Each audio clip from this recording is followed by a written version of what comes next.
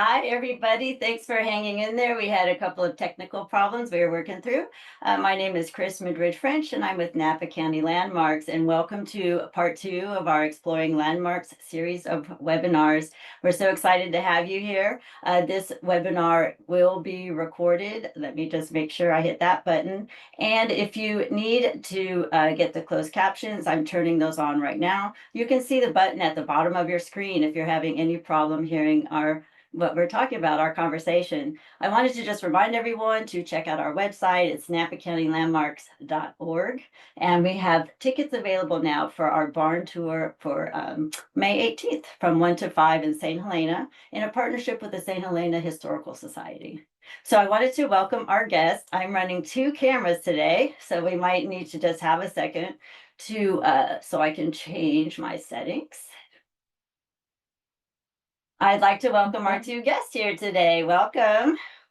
Hey, Christine, great to be here. Yeah, go ahead and introduce yourselves, and then we'll get started with your screen show. I'm Diane Dillon, and this is Shannon Marie Kuleto. And we are Napa Valley Roots. We are focused on the preservation and research of history in Napa Valley and Napa County and research in that area. And today we're going to be talking about one of our special projects, which is creating the Napa Valley Heritage Network. Mm-hmm. Great. Okay, so I'm going to get right into that slideshow so we have plenty of time. I am going to switch our screens real quick and we'll get started with the show. All right, Shannon, take it away. Well, hello. Christine asked us here today to talk about something that she's actually a part of, and Napa County Landmarks is a part of, building a vibrant and sustainable future for Napa Valley heritage and history and culture throughout Napa Valley through a heritage network. Go to the next slide. I just said that Diane already said that we are we're part of the network too, as Napa Valley Roots. Kind of got it started, but we're all equal partners in it.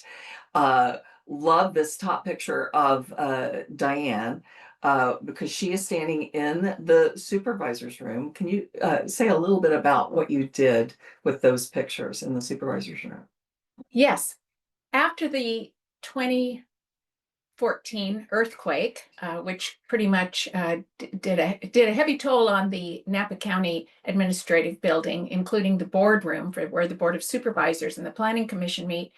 All the photos fell off the wall, so we had an opportunity to revisit the display of past Napa County supervisors, and I undertook that project, spearheaded it. And in 2016, we revealed the photos, and we have, I shouldn't say we because I'm not on the Board of Supervisors anymore or working for the county, but the county now has a website devoted to the history of the Board of Supervisors and working more on that. But one of the things I became familiar with during my tenure on the Board of Supervisors was the disconnect between, or lack of connection, between the various groups from the Sharpstein at the north end of the valley to the Napa County Historical Society in the southern part of the valley, in terms of sharing our history and raising the level of engagement of both local citizens and visitors.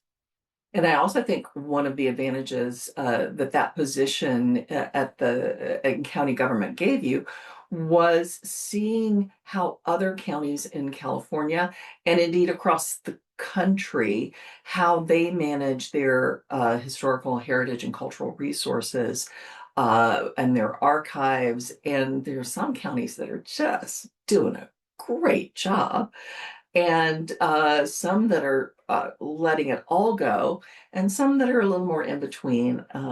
Would you say Napa County is in that in between? Yes, I would.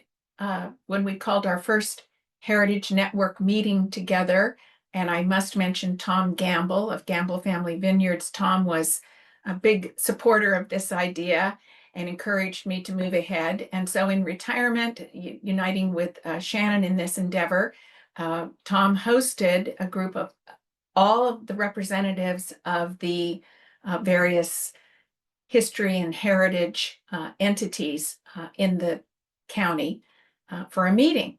And we had a great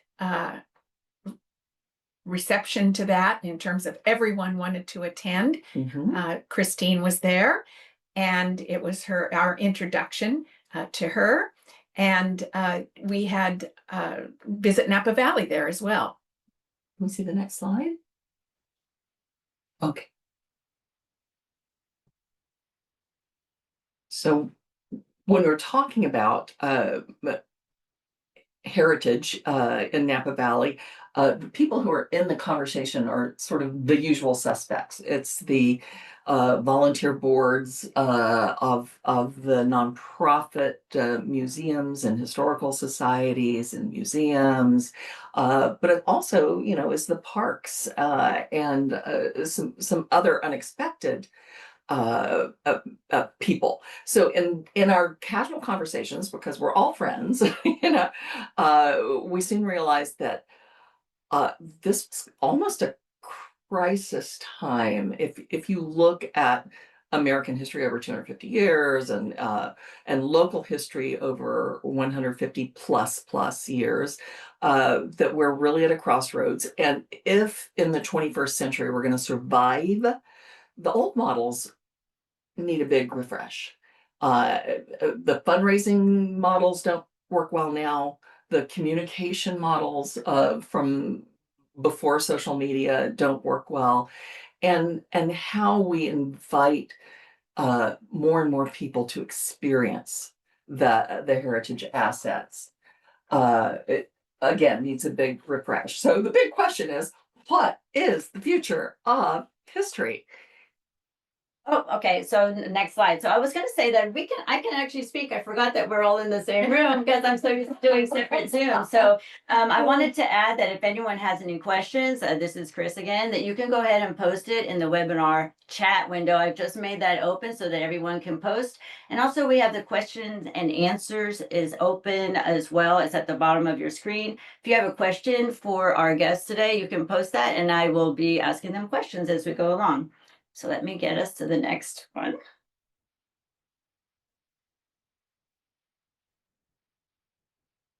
So then elaborating on that question, what's the future of history, is like, well, then what's the path forward? How can we get together and make a very wide path toward success and to sustainability?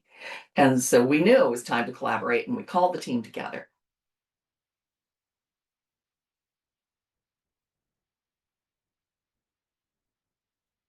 And so these are the folks that we convened at our initial meeting, and we've had several meetings since. As you can see, the Napa County Historical Society, Napa County Landmarks, Napa Valley Genealogical Society, Napa Valley State Parks Association, which has responsibility for the Bale Mill and Bothay, Napa Valley Museum, Napa Valley, well, us, Napa Valley Roots, the Robert Louis Stevenson Museum, the Sharpstein Museum, the St. Helena Historical Society, and I mentioned Visit Napa Valley.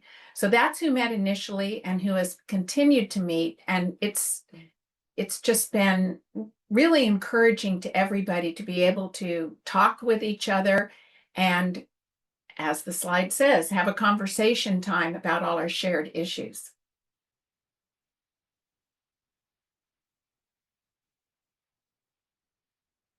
So we've only had a very few meetings so far since first getting together in 2024. And I will stress that this is all volunteer, no funding. We haven't formed a separate nonprofit out of the Heritage Network. But what we have done through these conversations up and down the valley, we've begun to find our good options for moving forward. But the most important thing is we agreed on what the challenges are. And I would just like to call attention here to the upper left slide, which is one that was taken at Visit Napa Valley Visitor Center down on First Street in Napa.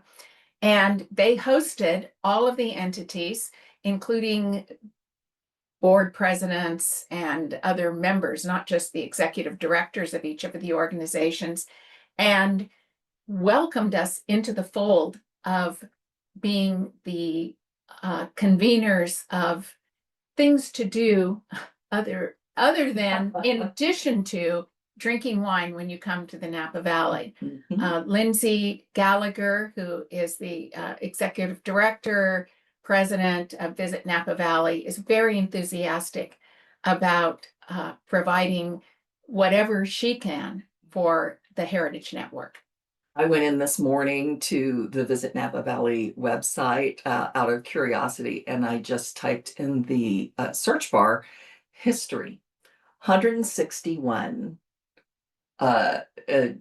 finds on their website, which is up maybe 100% from just a short time ago. So we are, I will say that,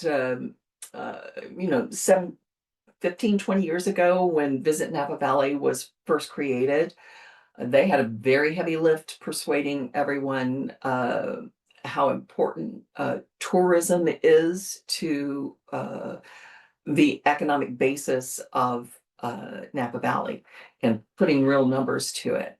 And so the heritage organizations in our network are facing that same heavy lift right now to help electeds, staff in various cities, people who are grant makers, and ourselves and our members of how important heritage tourism already is in Napa County. And I'll draw attention to the bottom right picture, the sun-drenched picture there. We were in St. Helena Library for our last meeting. We started out at the Robert Louis Stevenson Museum, which is an amazing cultural resource in Napa County that too few people know about, and has the United States best collection of Stevensoniana for Robert Louis Stevenson in the country. And then we went over to the St. Helena Library, which has a beautiful locked history room that with really precious resources in it. And it houses the Napa Valley Wine Library, which was started by MFK Fisher and James Beard decades ago, and is an extraordinary collection of oral histories and how to do wine books and cookbooks and things that Napa Valley is known for. It's an extraordinary resource. So what we're doing with these meetings over time is sort of, if I could say, de-siloizing. The people at Sharpstein in Calistoga might not know as much about Yountville history or Napa history or St. Helena history, and we're getting each other together and we're seeing how we can better share resources because we're knowing what the resources are. And I think another, I'll say, challenge or identification of a problem that we've had in terms of visitors to the valley is them not being aware of these entities, how to make them aware of all these entities as not just resources, but fun places to visit. They're not aware of the fact that Robert Louis Stevenson spent his honeymoon here, that he's the reason that there's 128,000 trucks around the country and maybe the world that all have the name Silverado on them. Right. And Coit Tower, Lily Coit gifted that basically to the city of San Francisco, but Lily's home was at Larkmead. We have Larkmead Lane and Larkmead Winery now, and there are so many other examples. Sam Brannan, who laid out Calistoga, he was the first millionaire in the state. He created the first newspaper in San Francisco in the mid 1840s. So weaving all of these characters and their history into this story of current Napa Valley, Napa County, is something we really need to focus on. So let's look at the next slide, which begins to outline some of the challenges that we identified. Number one, we look at the people who are running and sustaining the different nonprofits and the different museums and historical societies. They are stretched. They are all volunteer. There's probably like 10% of our membership is professional paid, and the rest is volunteer. But how can we make them be more effective? Because everybody's facing the same problems of how to do in-house marketing, how to get volunteers, how to create a better board, how to get membership up, and how to present programs that are of interest for a wider audience. So how can we help our people power? And how can we get more recognition of this essential fact that heritage tourism is already a key economic driver in Napa Valley's economy, and it is poised to grow if we just give it a little watering, watering. And how do we cultivate new audiences? How does history interest next gen? I want to add something here. Yeah. So my son works in software engineering, and he told me about Generation Delta. Right. So we're, Yes. and Generation Yes. Beta starts in Yes. 2025. So Generation Alpha ended in 2024. So when we're talking about cultivating new audiences and we're talking about history, Yeah. Generation Delta, I think, will be born in 2055. So how do we look forward to something like that? Right. Because if we want to steward Yeah. things that long, this is a challenge. It's a very challenging Right. time. How to get Gen Z to acknowledge that what's sort of been the furniture of their lives here in Napa County is now up to them to maintain and continue. And then because we're here with Napa County Landmarks, we also need to bring attention to the maintenance and preservation of the physical assets themselves.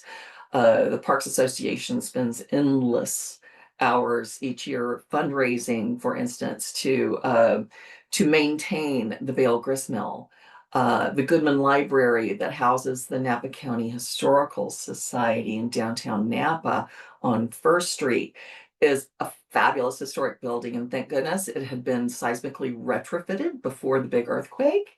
But even with the seismic retrofit, which meant that it didn't fall down, but it took 3 years and quite a bit of reinvestment to bring that back, and it is a treasure. And of course, we have landmark homes and privately owned commercial buildings and businesses, and so we want to. We think that raising the profile of the value of heritage tourism will make it far easier for people to even think about repurposing old homes instead of tearing them down, etc.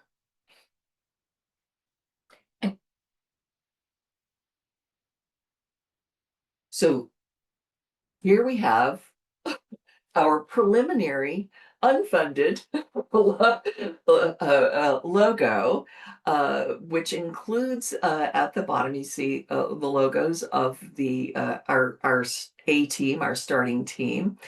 And this is a little bit of a mission statement, if you will. It's a coalition of history-minded organizations, and we're committed to preserving, promoting, and celebrating Napa Valley's rich cultural legacy. And we're part of that. Napa County Landmarks is a happy contributor to this group, and we're so excited that this has started, because it does help us to build a network of people and to communicate, not just even in the county, because we're finding that we do have obviously we have a national, international presence as Napa, but that our cultural resources, compete on a national, international stage. And this is what's really helping us to get that word out, I think, more broadly. Oh, I'm sorry. Keep going, or let's work as our sheriff. No, Diane can take this one. Well, what is the all ships float? Yeah, rising tide. Rising tide. And so that's what we'd like to promote here. If we can document that we are generating a significant number of people that are coming to the Napa Valley, it's been proven everywhere that when you can document that people are coming to the Napa Valley for the heritage tourism, then those entities will be supported monetarily. So there's a somewhat selfish reason for wanting to promote our heritage resources. But the other thing about that is that people are just not aware. They come to the Napa Valley or haven't been aware, and that's where Visit Napa Valley is going to be critical for us because of, as Shannon mentioned, the attention that they're now focusing on this. It's been demonstrated that if visitors are aware that there are historic resources in a certain area that they're going to for primarily another reason, in our case for visiting the wine country, they'll stay an extra night. And what that translates into is that very essential tourism tax that stays here, that doesn't go partly to the state or doesn't go partly to the federal government. It's a TOT, as it's known, is a really valuable resource for all of the 5 cities in town, as well as the county. Right. So financial viability is a fundamental part of sustainability for the future of all of our member groups and in general. And there's also some really important essential cultural elements of Napa Valley that don't have a physical space, such as our amazing agricultural preserve. And Diane is well versed in the ag preserve and its importance and why Napa Valley looks like it does today instead of built up and paved over but people misunderstand, People do misunderstand, and this is where you're queuing me up to tell my story about when I was as a member of the Board of Supervisors and lobbying back in Washington, D.C., and meeting with a group of folks over at the Department of Conservation. And I started talking to them, and as many of us do when we're engaged in such activities, we say, oh, we're from Napa, and we really hope you've been able to come to visit. And I was meeting with a group of people about half my age sitting around a table, but they all said, oh, have been, or oh, want to. I mean, they all perked up, and they just thought that it must be a wonderful place if they haven't been here and or wanted to come back. So I start talking about our ag preserve and how it's the first of its kind in the country, and how it's a very special thing, and how it's protected the valley. And all of a sudden, this one fellow raises his hand, and I said yes, and he said, "Excuse me," he says, "I've been to the Napa Valley twice, and I never saw the preserve."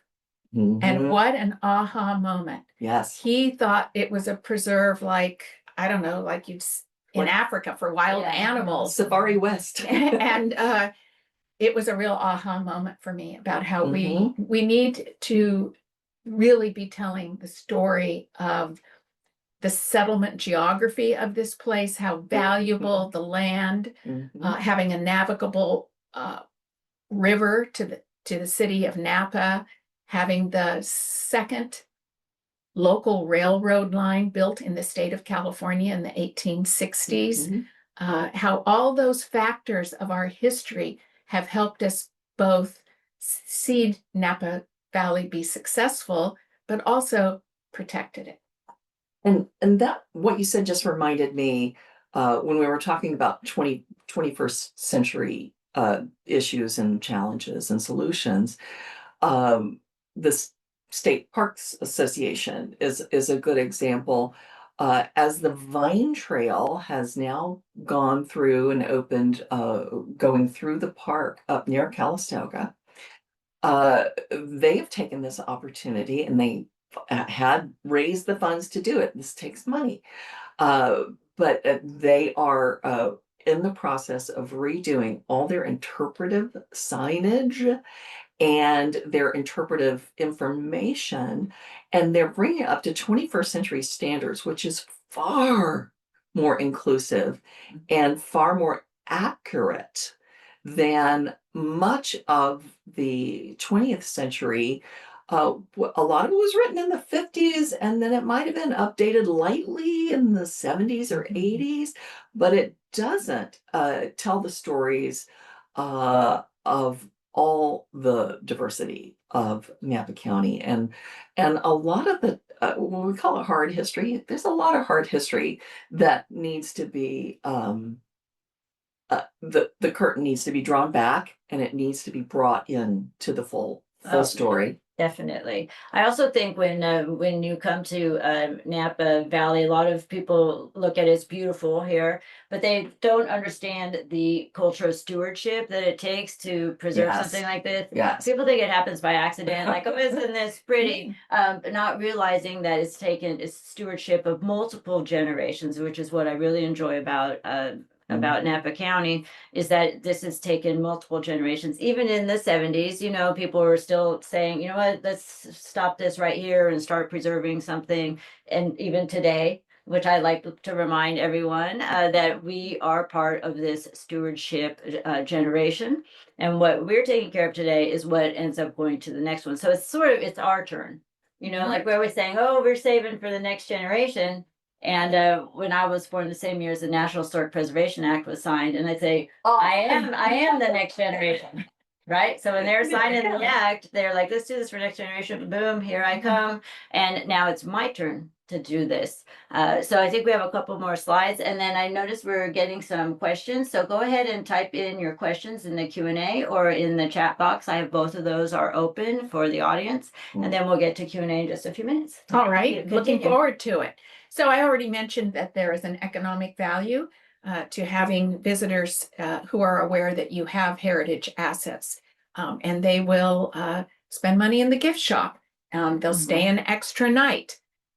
And one of the challenges we have with many of our cultural entities is their inability to have paid employees and be dependent on volunteers. So when they have more resources, it creates jobs that lead to this preservation for the next generation aspect. And it preserves, keeps things preserved.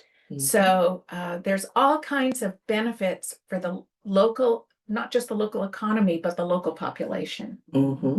Well, in fact, the next slide does talk about some of those. The money benefits are incredibly important, and they're especially important when you are preaching outside the choir to people who may not have been come into the discussion convinced of the importance of heritage tourism. But there are other community benefits that are incredibly important, including fostering community pride, that distinctive sense of place. When you're traveling and you say proudly you're from Napa Valley, or you're talking to someone else in Napa Valley, and there's that team sense that only comes from a shared sense of place, and a shared belief that you belong and that you own this, you own a part of this. And it helps preserve the local traditions, and it of course supports the maintenance of the historic sites, because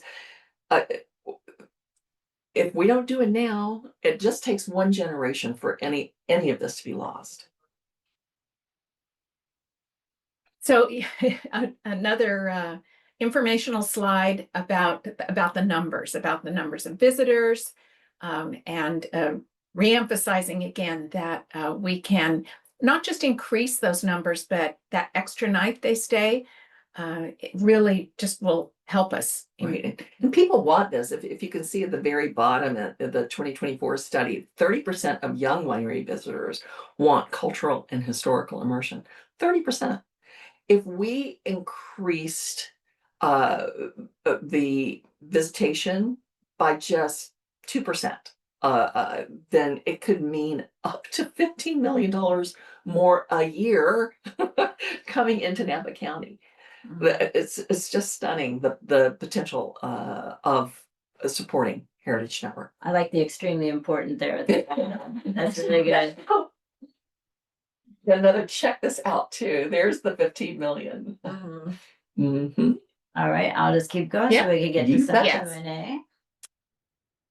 Let's keep going. Oh, there we go. So I named all these entities before, and this slide captures the folks who are the presidents or executive directors of each of the entities who have been the primary participants in our meetings. We added Napa Valley Genealogical Society because a lot of people have family history here who may not live here, and they want to and need to come visit the fabulous library. The Genealogical Society owns its own building and has a great library and has resources that you can't find any other place. And you can sign in free to things like Ancestry. If you don't have your own account, you can sign into Ancestry and other media sites where you can do. I like to triangulate my research. I do a little Ancestry with newspapers.com and then put in a little, bit of like the full 3. And then you can start finding out some really cool information. Yes. Yeah, they're great at the Genealogical Society. We want to do an event with them soon. And then I think we have one more. Yep. Yes, future allies. Shannon already mentioned the Napa Valley Vine Trail and the Napa Valley Wine Library. It's customary with other heritage networks to include the historic cemeteries and the libraries, the local libraries, because again, they have resources that one can't find any other place. And if you haven't been to the Oakville Wine History Museum, everyone should go. Jean-Charles Poisset did a fabulous job in conjunction with historian and writer Lynn Weber. And so those are a few of the allies we want to include. And I just want to go back to the top of the list for a minute. I worked for the Vine Trail for 5 years, the Vine Trail Coalition, and it is like doubled in size since the time I left. But the 47-mile interpretive trail was very precious to me at the time, and it is continuing to happen.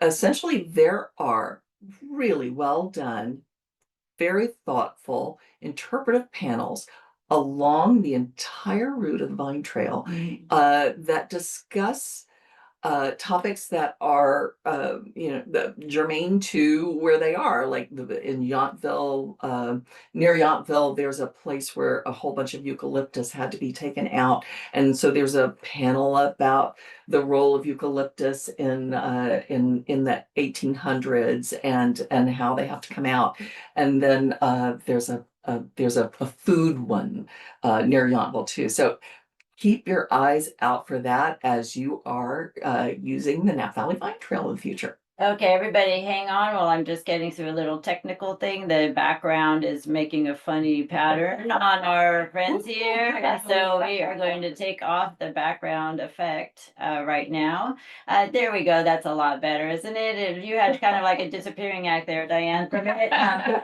Okay, so what we're going to do is we're going to have the Q&A and just have a little chat. Feel free to post anything you want. Oh, we have some good questions. One question that came up here, I think this will probably be for both of you. How much information do hotels and bed and breakfast have to hand out or explain to visitors to increase attention to historic resources? I think this might be part of the TID a little bit, or yeah, that's a really good question. How much will people be receptive to? I think it depends on how it's presented and where. I think in Calistoga and St. Helena, a lot more work needs to be done in St. Helena. We don't have as robust of St. Helena Historical Society with volunteers as they do at the Sharpstein Museum. And the Sharpstein is just around the corner and open. I always describe it as being open the same number of days as Costco. Whereas St. Helena Historical Museum is only open 1 day a month, I think, right now. And so that's an issue in terms of creating the same opportunities for people in each of the towns and cities to receive a significant amount of information about where they're going.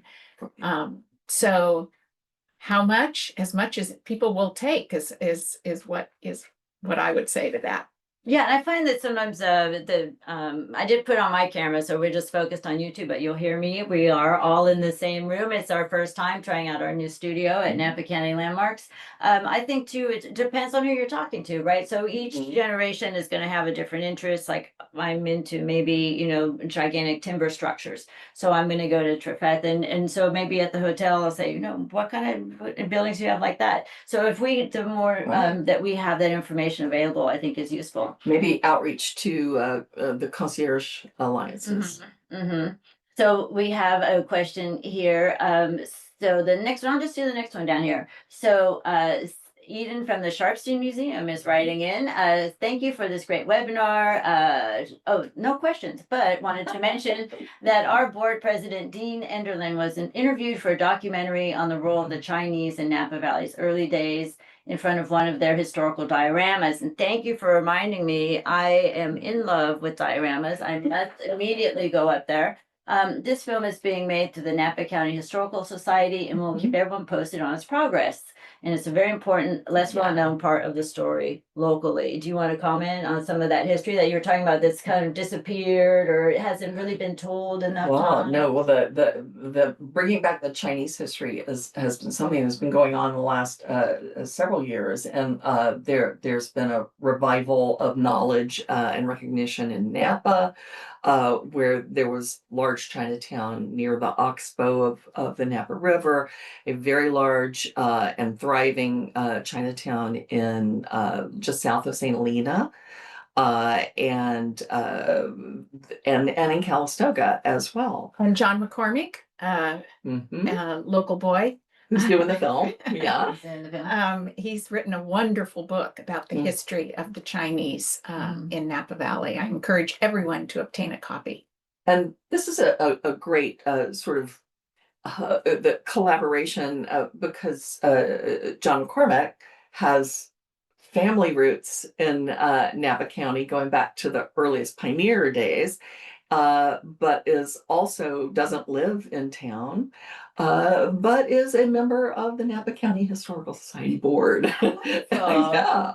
Wonderful. So, and also, Kara Brunzel is a historian that she's written about that. She's done some research in that area. So for the next question, we have for the future heritage allies, we might consider adding some of the town-specific tourism improvement districts, Definitely. Which are Calistoga, St. Helena, Yountville, Napa, and American Canyon. Each town has a board that oversees the dispersal of the TID funds, and they should all be made aware of the Roots Network and how they can support it. And this is a great lead-in, thank you, Jennifer, to telling us about the TID and what it means and what it is. I don't know if first of all, what does TID stand for, Diane? Tourism Improvement District. And under California state law, a board of supervisors can create a tourism district, a TID, as long as it's supported by the hotel and lodging industry. So basically, they all came together after 2010 or around 2010 and said, we'd like one of these districts. They came to the Board of Supervisors, we approved it. And what it means is that they are imposing a 2% tax, of which 25% or half of 50 cents of every $2 goes to the local TID. There's one in each of the cities and town, and one for the county, and 3/4 of the $2 or $1.50 goes to support Visit Napa Valley. So Visit Napa Valley doesn't have Napa County taxpayer dollars in it. It's all funded by visitor dollars, and that 50 cents of each of those $2 that goes into the local district is then decided upon. The spending of that is decided upon by the TID. And the TID in almost every city and town is located or run by the chamber, but can include elected official, can include hotel, spa, motel owners, and a collective mix of folks who are generating the dollars and very interested in how they're spent. The county has the Board of Supervisors has a committee for the county that's like a TID, but it has traditionally given its money to the greater efforts, like when the America's Cup was here.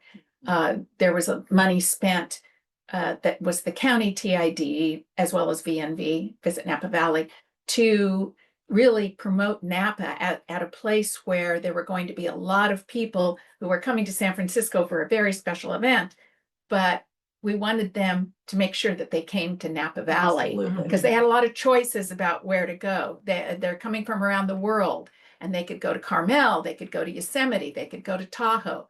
So we wanted to capture some of that, and it was a very successful effort. And I think the individual TIDs can be an incredible partner for the local nonprofits. I recently got to enjoy the fruits of one of the grants that Chris wrote here for Napa County Landmarks.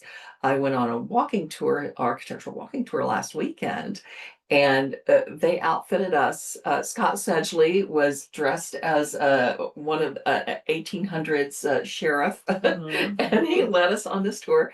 But he didn't have to strain his voice or wait for stragglers to come in the group, because we were all wearing these really comfortable special earphones that weren't like bulky. They were wonderful.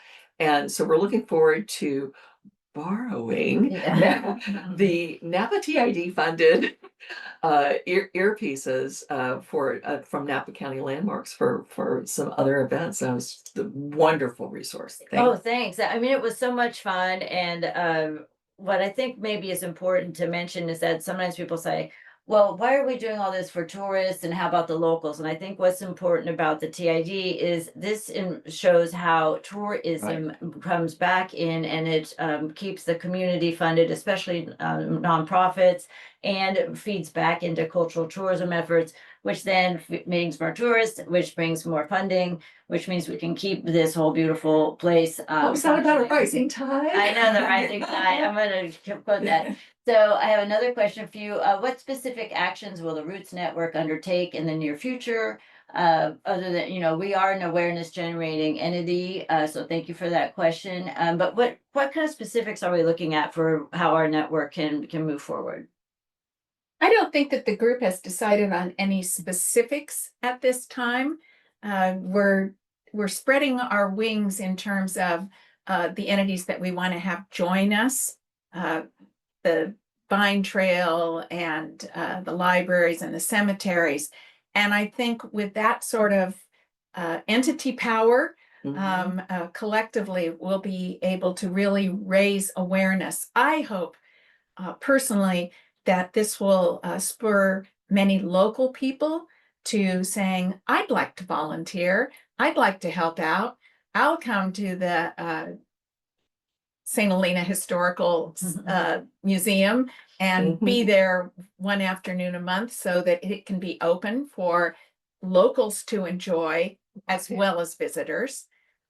Almost everything we've talked about, as Christine said, benefits locals just as much as tourists, but it's the TID, as you also said, is what is only tourist dollars paying for it.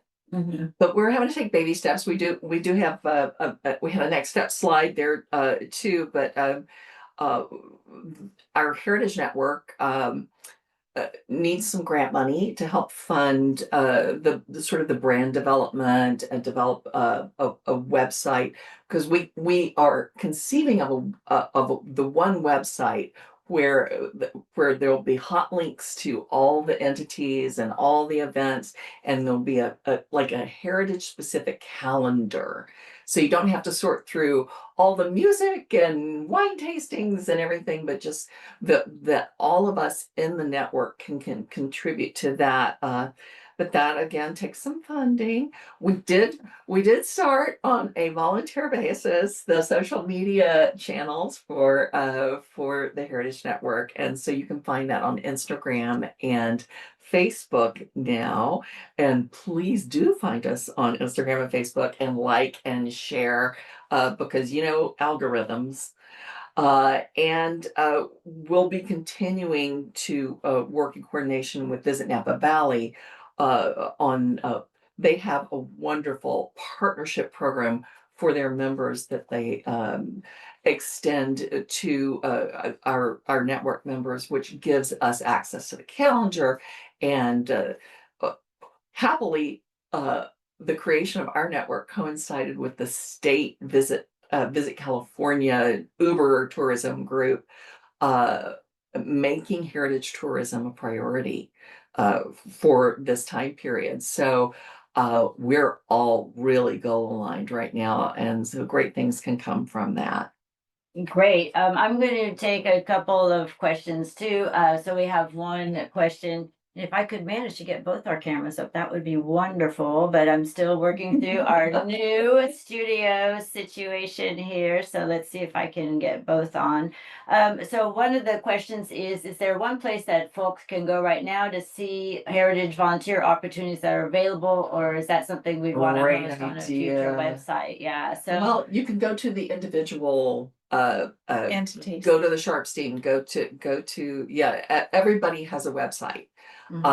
And maybe that's what I'll do on our we do have a Napa Valley Heritage.org website that has nothing on it yet, but maybe that's what I'll do for the landing page, is just links to each of the members, and they would welcome you to give them a call or an email. Or visit. Yeah, well, Or visit. speaking of volunteers, Napa County Landmarks is looking for volunteers for our barn tour on May 18th. If you go to our website at napacountylandmarks.org, you'll see, just click on the barn tour and you'll see a sign up genius. We've tried to do everything digital here.